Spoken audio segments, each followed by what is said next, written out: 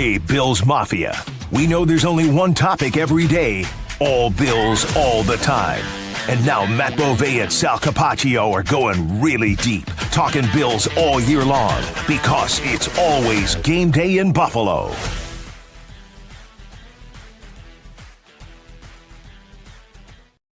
Well, a little different for you today on a Wednesday. We're not in a hallway and we're not outside with a big stadium over our shoulder. I'm in Studio Capaccio. I'm assuming Matt's at WKBW studio, yeah, right? I'm in a basically, it's not a closet, but it's an old office at Channel 7. But I just wanted to find a quiet place. You know, I share an office with Dom Tibbetts, and I didn't want to bother him for a half an hour talking about the Bills. So I was like, I'll just go find somewhere quiet to work. I'm sure Dom wouldn't mind that very much at all. It is. We'll tell you why, because the Bills are playing on a Monday this week, as a lot of people know already. 7:15 p.m. start in Atlanta, and when they play on a Monday, the schedule gets changed a little bit. So basically, instead of Wednesday, Thursday, Friday, it's Thursday, Friday, Saturday, and then travel day on Sunday instead of Saturday. So coaches in the NFL and operations, they always work backward from when the game is. So if the game's on a Sunday, you do what you do on Saturday and Friday and whatever. If you get a Monday, then everything kind of gets moved back a day. So that's how it works. And that's why we're coming at you today from where we are, but we're ready to get the week rolling for you. And it's always game day in Buffalo. Injuries won't come out until Thursday this week. A few that we're going to be monitoring. We'll talk about them, but I got a question for you before I forget, before we start anything. Okay. Yes. Okay. When you're in the press box and you're covering the game, okay, you see the play happen. I'm guessing it's how long of a delay before people see it at home on TV? 7, 10, it could be a lot longer. I was going to say 10 or 15 seconds is my guess. A lot longer than that, actually. I think it's a lot. I think these days with smart TVs and apps, I do think it's quite a bit longer. So when you tweet something out, are people basically seeing it before they see it? I think, but I usually tend to, I mean, I guess it depends on the circumstance. I would imagine it would probably almost be like happening at the same time. I've noticed that with Sabres games because for Bills games, I'm there, right? So I'm always seeing them. But I will, if I'm watching, especially on a smart TV, I used to have a cable box. I used to have a Spectrum cable box, and that felt like it was a little bit more like timely. Now I have to watch things through the Spectrum app, which I think everything is like delayed a minute or two. So if I'm watching a Sabres game, I'll get the notifications from some of the Sabres reporters. So if I happen to be looking at my phone while the game is on, sometimes I find out before I've even seen it happen. So I'm assuming maybe that happens with me at Bills games if somebody like has my notifications on or is just looking at my feed while the game is going on. If you were at home just watching, like, would you want to know, like, you know what I mean? If you had a chance. Okay. No. Me neither. I like to be in the moment, but this happened last night. Okay. So this happened last night. It was actually one of those like, oh, I didn't want to know, but I think this is really cool. So what happened was my 11-year-old son, Max, is a big Yankee fan like me. So we were having a dad, watching the game thing. And it was a little later. And I'm like, yeah, you got to go to bed soon. He's like, Dad, just let me watch a little while longer. No problem. It's 6:03. Judge comes up. Right. And I went to MLB.com to check on something because with the game, I wanted to see something stats wise. And I noticed that 6-6. No. What happened was I noticed they were in still commercial break, and yet pitch one is already being charted to Judge. I'm like, oh, they're way ahead here before we're watching it. So I kind of kept it on there. 3 pitches in, maybe I see there's the tracker, home run. We're only on pitch 2. He's still in the at-bat watching it on TV. I know what's going to happen here. I'm like, oh, my God. And now I'm like, I don't want to say anything to him. So I'm caught between, do I go, oh, my God, home run, or do I just wait? So I decided to wait. I wanted him to experience organically, but I knew. And when it happened, I was just it was cool for me to watch, knowing to watch his reaction. You know what I mean? And what it would be. At the same time, I was a little disappointed. I knew because I wanted the organic moment, but I love the fact that I could watch his reaction. Yeah, but this is only something because it was a positive. If you would have seen that, and I don't know how many outs there were, he hits into a double play and the inning's over, you wouldn't have enjoyed this reaction. So I think because it was such a positive thing, like if I tweeted, now here's the difference too. And this is the difference between, like team accounts or people who are just following stuff. If I'm going to post something, I'm not going to post Josh Allen intercepted by Marcus Jones, Patriots take over. I'm not going to ever post that just because there's so many other people who are doing that. I would be like, oh, it looked like Josh tried to force a ball in there. And that could mean anything. So I hopefully wouldn't be ruining it, but I'm trying to provide more context and analysis more so than just the actual baseline information of what has specifically happened. I think according to credential policies, I don't think you're allowed to tweet play-by-play, like legit play-by-play. You can say something happened, but actually it says in our credential policies you can't tweet play-by-play, like specific, because there are people who do that, and there's reasons for that for people to watch the games and listen to the games. Well, there's also probably a betting layer to it as well. Yeah, those betting apps and things. And if they're not completely caught up on it, there's probably an element of that as well. No doubt. Anyway, it was really fun, exciting to watch that happen. And once that happened, I'm like, all right, you can stay up a little while longer, right? Because I'm like, maybe they win this game, and they ultimately did. So Yankees, Blue Jays, Major League Baseball. We got the Sabres. You were down there with the Sabres today. Quick thought on the start of the NHL season from you before we get to everything with the Buffalo Bills. All of these projections around the Sabres are very promising about that. Agreed. They are supposed to be a better team. I'm surprised. I'm seeing them like right in the cusp of a playoff spot for a lot of these. And I don't quite understand it because I feel like the team is still there's a lot of questions about the team. I don't think that means they're not going to be good or that they're going to be bad or anything like that. I think they're going to be a team fighting to make a playoff spot. And that's what I think we're in for a season. I think defensively, they'll be a little bit better.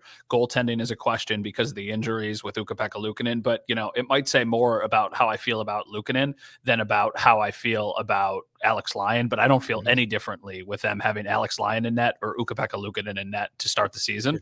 So if that lingers, then you certainly feel different because of depth, but like for a week or two, I feel like Alex Lyon can do just as good of a job as what you would have gotten from Luukkonen.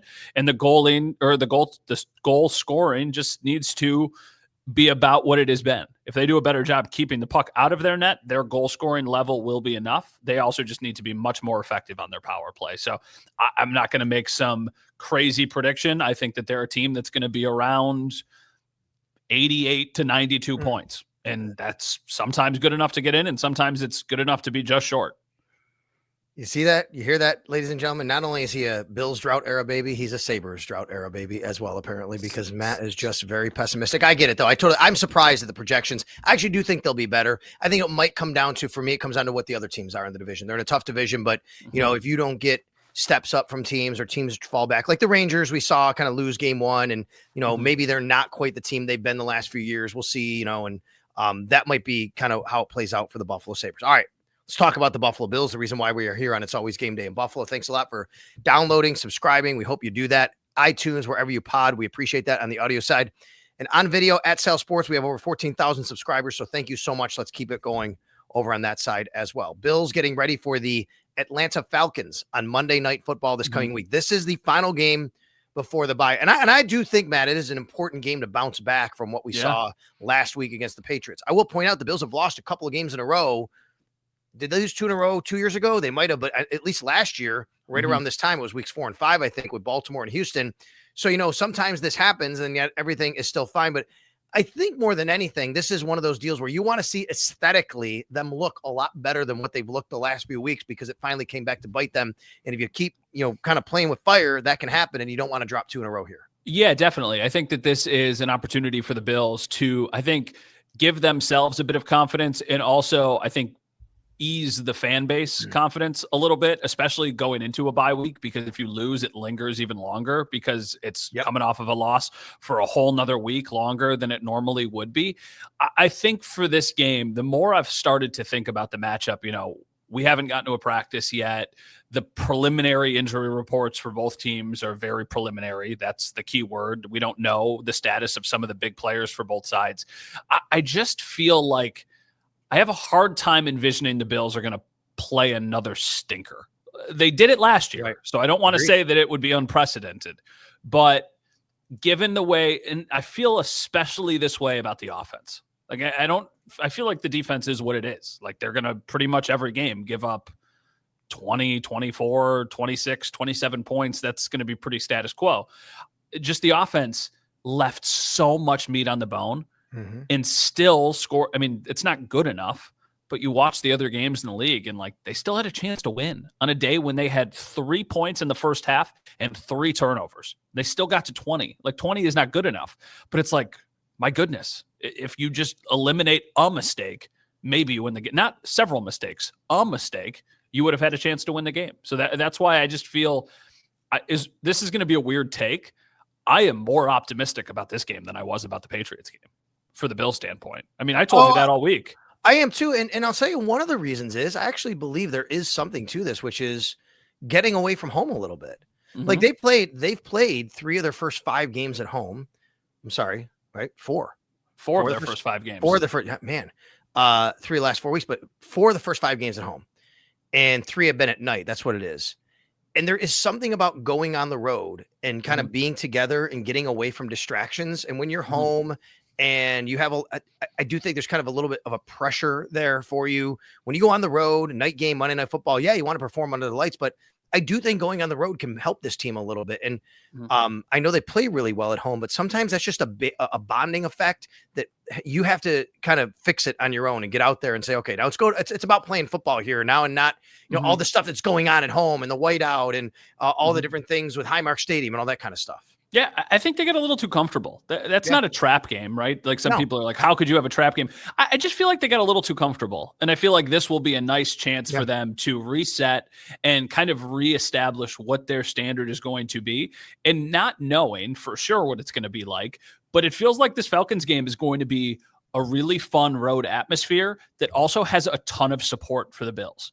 It's almost going to be like the Seattle game last year. This is a game that a lot of people are going to that I've just talked to in the community. And there are so many transplants in the Atlanta area from Western New York or who have Western New York connections. So I feel like there's going to be a good, and I feel like that's the sweet spot, right? You always would rather be at home.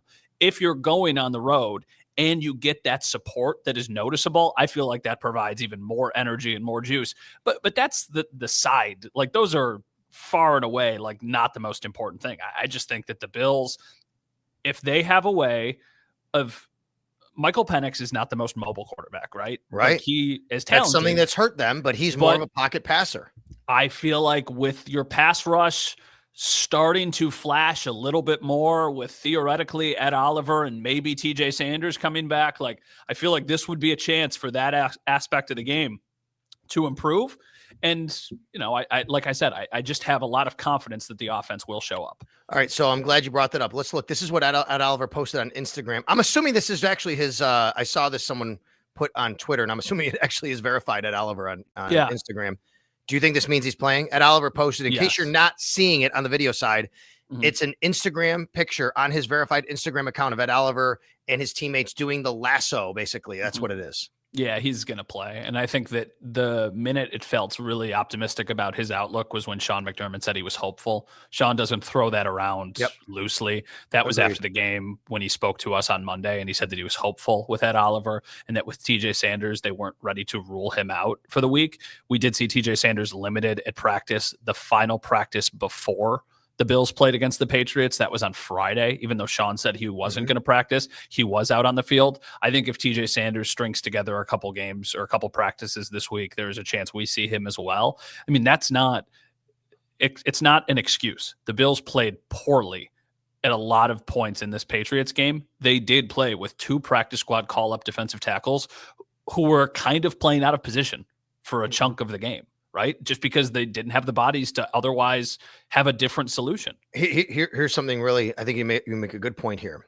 So game within the game, the Bills have both Fedarian Mathis and Zion Logue up. And Zion Logue has played well since he's been up. Yeah. So this isn't a criticism of them, but they're not Ed Oliver, right? And when those guys were in the game, a lot of times, even other guys, but what the Patriots did was they kept 2 backs in and chipped on the ends.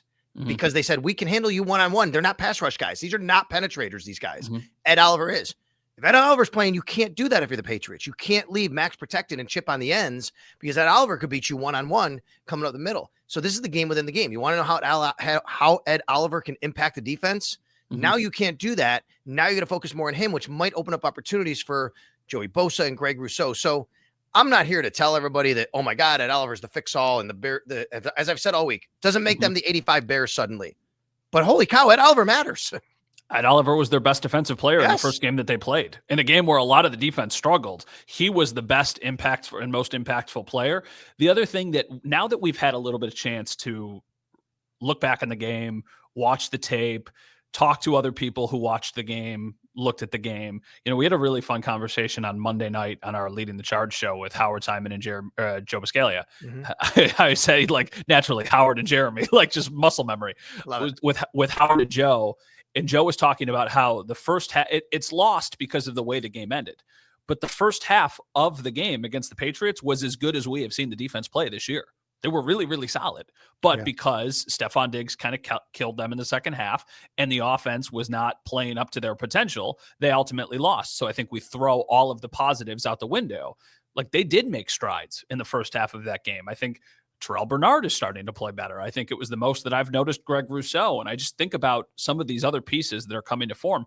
Like, admittedly, I've liked Cole Bishop for a couple weeks in a row. Yeah. I haven't loved his partner, admittedly, but I've liked Cole Bishop, and I think that's like a good sign. It feels like that's kind of the flip of what we had a little bit, going into the season. Who else played really well? It's unfortunate. Matt Milano had a very good first half, by the way. Until he got hurt. He got hurt, and he's out again. So Milano's on the field.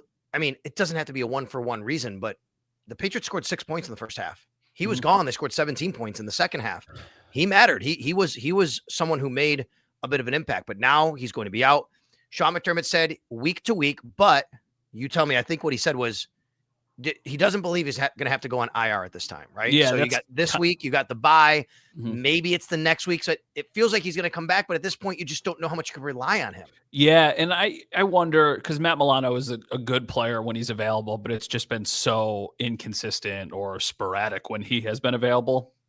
Maybe just take it slow with him and don't rush him back. And if that means you have to put him on IR, that might make things easier for you with guys like Michael Hoyt and Ogunjobi and some of those other players that you are trying to get back onto your roster. Like, that's a fun, right? Because that would buy you even more time than you have currently had. After Sean said that, I feel that's interesting to even bring that up, because he kind of put himself, what he normally does not do. He kind of put it out there already that he doesn't think they'd do that. Yeah, I don't think so either. But you're right. That is a possibility with numbers if other people stay healthy. So we don't know about Dorian Williams. That might be a real big key here, though. If Dorian Williams can come back, that would help a lot. But the Bills did re-sign Balen Spector. And I snicker because we all know Balen Spector's this guy hasn't been available, and the Bills moved on from him. And we said, I know I did, I'm pretty sure you did in the offseason, Joe Andreessen's going to win a job over him because he just can't stay available. Then he looked pretty good in training camp, and sure enough, he got hurt again. That said, the reason why you signed, so everybody understands, a guy like Balen Spector, because if you need a guy in 1 week pinch and you say, we don't know if we have both Milano and Williams, you're not bringing a guy in who doesn't know what he's doing. You got to at least have a guy, even for special teams, who at least understands the concepts of what you're trying to do for 1 week. And he doesn't even have the player be elevated, but if you need that, you need a guy like that. Do you think right now, I'm going to pass on, we're going to overlook the Balen Spector thing just because I don't think that we'll see him right now. Okay. Do you think with Milano sidelined, their linebackers right now are very clearly Dorian Williams and Terrell Bernard, or has Shaq Thompson played into that as a bigger piece? Because Shaq Thompson has made some plays. Now, we can go even further with this and say, okay, against a Falcons team with Bijan Robinson and a quarterback who isn't super mobile, do you feel like you play a little bit more 4-3, and then you would have all three of them on the field, or you would have Joe Andreessen on the field, theoretically? So there's a lot of layers, I guess, to this, but I'm not convinced that you're getting more from Dorian Williams than you are from Shaq Thompson. I agree. I think Shaq Thompson's made an impact. I think Shaq Thompson being on this roster has been a really nice, it's been a nice addition, right? It's been a good addition. People, again, snicker on they just love guys who know their system. All the guys from Carolina. Boy, if they didn't have Shaq Thompson on this team, I mean, it might be a little bit different than what it has been too. Despite some of the struggles on defense, he's helped them in big situations they've needed, especially when they've had to go to a base defense. So we'll monitor those guys. And then obviously next week's going to be the week we really talk a lot more about what's happening with Michael Hoyt and Larry Ogunjobi and Tyler Bass, because it doesn't feel like those guys are ready to play. We did have a question. We'll get to some questions, but a big one that did, when I asked for people to give questions, the first one I saw is, what's the deal on Max Harrison? Now, as we sit here today, I don't expect Max Harrison to be even on the practice field leading up to Atlanta, right? You don't either. No, I don't think so. And I don't think that we'll see Max Harrison back on the practice field until after the bye. It feels like the window for him and for the other players to return will likely be the week they get ready for the Panthers, because I don't think they would want to use the bye week a week away from the facility or a week Right. with less, people at the facility as part of their 21-day window. I just don't see that happening. So I'm almost mentally preparing myself to get back from the bye week on that Wednesday and have Sean start the press conference with, all right, we're going to open the practice windows for Tyler Bass, blah, blah, blah. Don't know exactly what their status is yet, but, we have 3 weeks to figure that out. Michael Hoyt and Larry Ogunjobi are back on the active roster, and that's what I'm anticipating happens. Just so everybody understands, the Bills have already used their IR to return on Max Harrison because that was the day of cuts where they got to do that with him, but not Tyler Bass. So once they say he's practicing, he's going to count towards their IR to return. They have 6 remaining on that, so that might be a reason why you might not put a Milano or you didn't put Ned Oliver on, because you only get so many of those throughout. All right, another piece of news I want to touch on with you. Are you concerned about what you heard about Keon Coleman and knowing now that he was basically benched for the first drive of the game last Sunday night?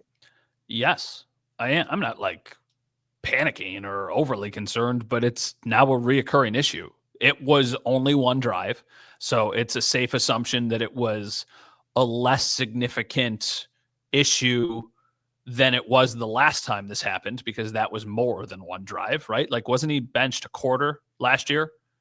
I think he was, yeah. It was a quarter, and then it was a drive this. Ironically, in both games, he wound up scoring a touchdown too. Yeah, you know what the bigger issue, though, is? Him making a mistake or whatever, that's an issue, and you don't want that. Yeah. How about then when you get on the field, you hold on to the football?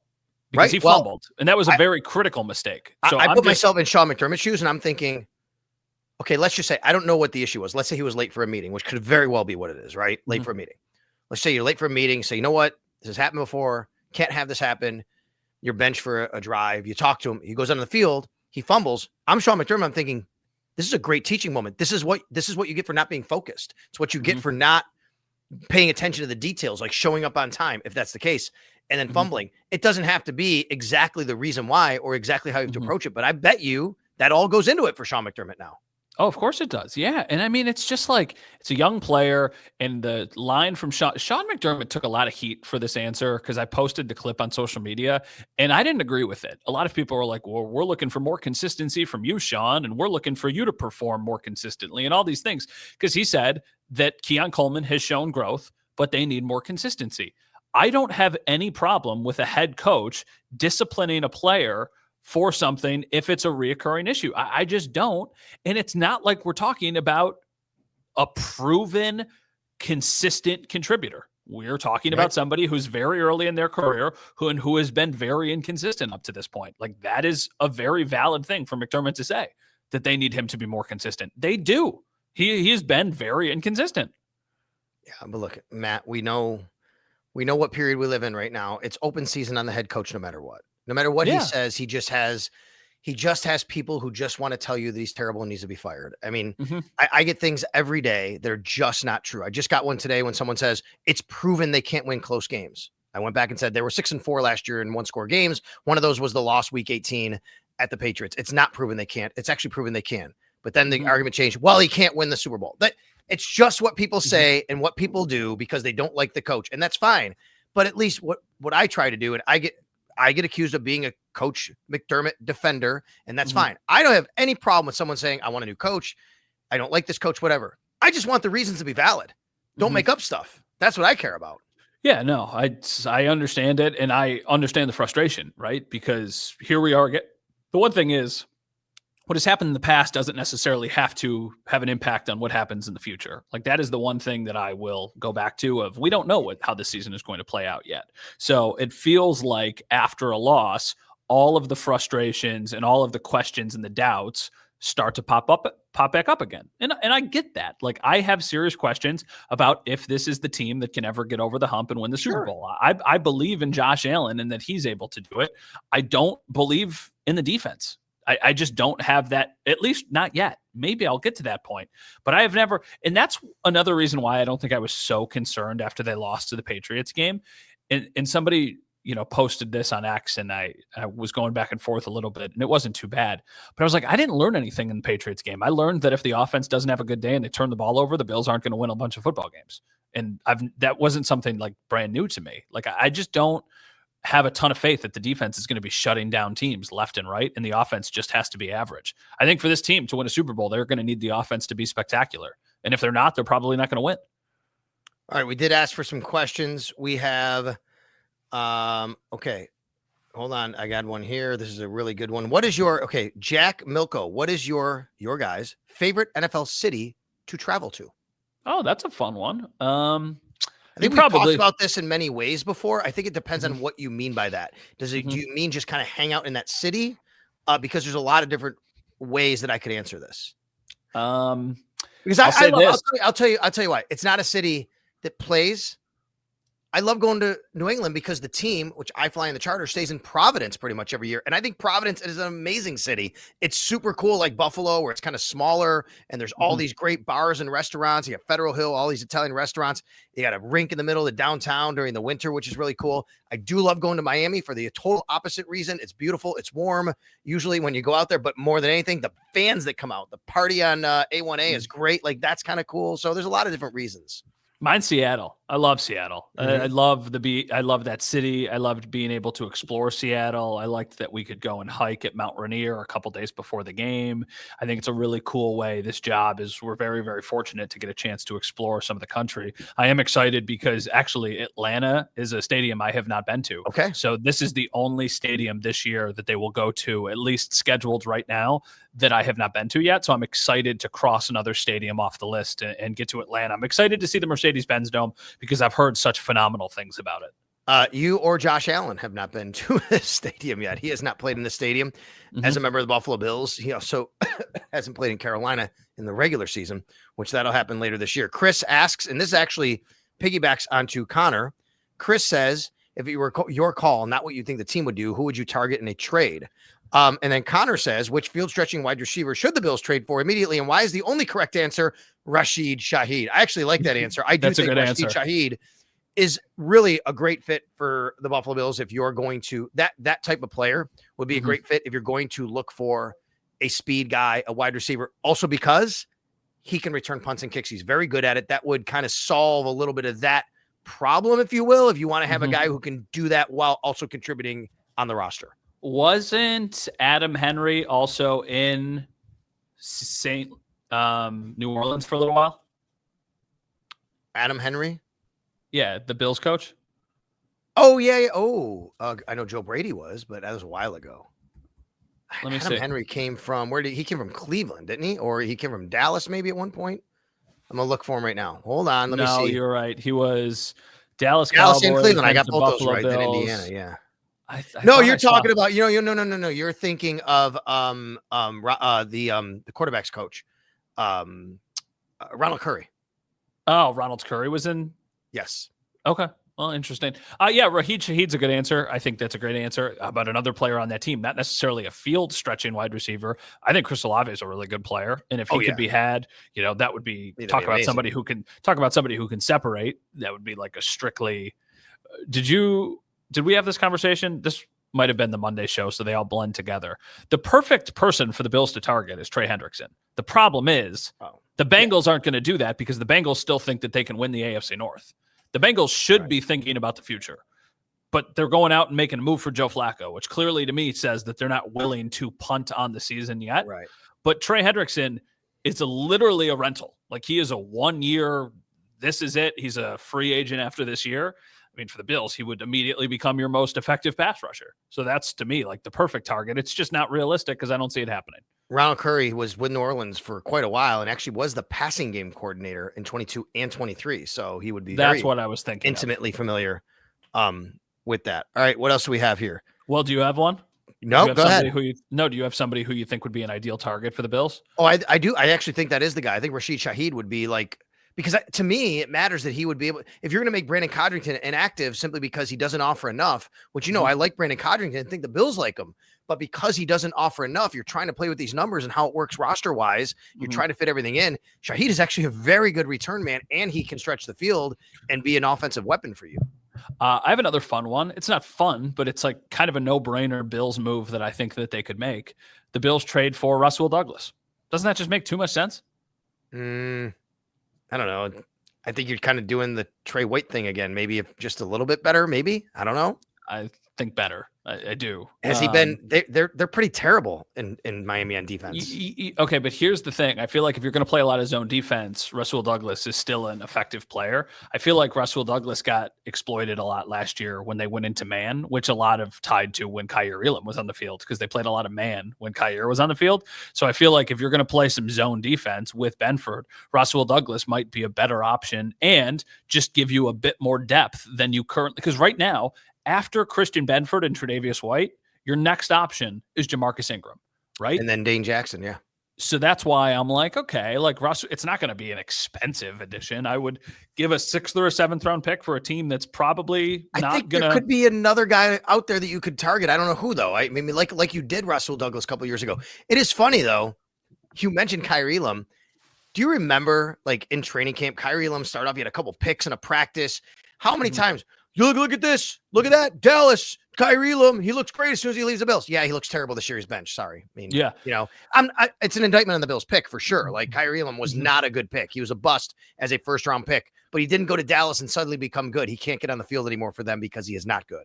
But my only counter to what you said was that there's probably somebody out there who's better. I don't disagree, but I don't think you're trading for somebody who would play above Hairston long term. I think that you're trying to find kind of a. You mean long term? You mean like beyond this year? Yeah. Well, because Rasul Douglas. I wouldn't care about it anyway. I think it would be like a Rasul Douglas trade from. Yeah, but Rasul Douglas had a year and a half on his contract when they got him. So that was part of the cost to acquire him was a 3rd round pick because there was more in the future. I don't think I could see them doing something like that because of Hairston. Like Hairston might not be the plan to start at cornerback 2 right now, but he certainly will be next year. Like that'll be the training camp. It'll be Hairston and Christian Benford as the 2 guys. And I mean, here's the other thing I want to say about Hairston, Matt. Like, I know that at some point he's going to probably start practicing. And when that happens, it's going to be, okay, Max Hairston, 21 days, let's go. He's not ready to just go. No, you folks, like we got to lower the expectation as McDermott actually said correctly. Like, I think it's unfair to Max Hairston in the Buffalo Bills if suddenly you think he's just going to walk on the field and be a starter and make all these plays. If he did, that'd be amazing. But he has missed so much time. And by the way, at this point of the year, you're not getting those reps back that are training camp reps. You're just game planning. Practice is different now. You're not just having the guy step on the field and suddenly make an impact on your defense like that. It would be pretty wild if that happened. Yeah. He might be able to help and he can ease into it. I just think the expectation has to be lowered a little bit from some people. So we'll end on this. If I could give you one position that the Bills could address, what would you think it would be? Cornerback, wide receiver, linebacker, what I do or what position? I think they would do. What you think they would do? Corner. And I was going to say safety because I don't know if they are fully committed on the way you're saying, like what Taylor Rapp is, but I think they are because it's such an important position. And I've always said, and it is like such an important position for them to line people up and things like that. And Jordan Hancock is back there and, you know, they like Cam Lewis a little bit. So I'm going to say corner, outside corner specifically, what they would do. I do think that they could use help at wide receiver to get a guy that can be faster and get down the field. I don't think that's something that they're going to go out and do as much. I agree. I think that cornerback would be the most likely position that they address. Wide receiver would be the position I feel like would be the most no-brainer move. I still think I would like to see both. If I was, running the team, I would probably be saying. Did you see Adam Schefter's comment on the podcast he was on recently about trades? No, what did he say? So Adam Schefter yesterday, after the Ravens and Chargers made a deal, right? And OA goes to the Chargers. The Chargers send a safety back. He said on a podcast, he was quoted, he said basically he expects a deal or two every single week on Monday or Tuesday leading up to the trade deadline to add to like 10 or 12 deals total. In the league. Good. I mean, I feel like a lot of teams think that this is as open of a year as they've had in a agreed. while. And that's why I feel like these teams that maybe normally wouldn't be attacking are trying to be a bit more aggressive. And I feel like the Bills, even coming off of a loss and even, with the questions and the concerns that we've talked about, should still be aggressive and trying to make this be the year that they get to the Super Bowl or win a Super Bowl.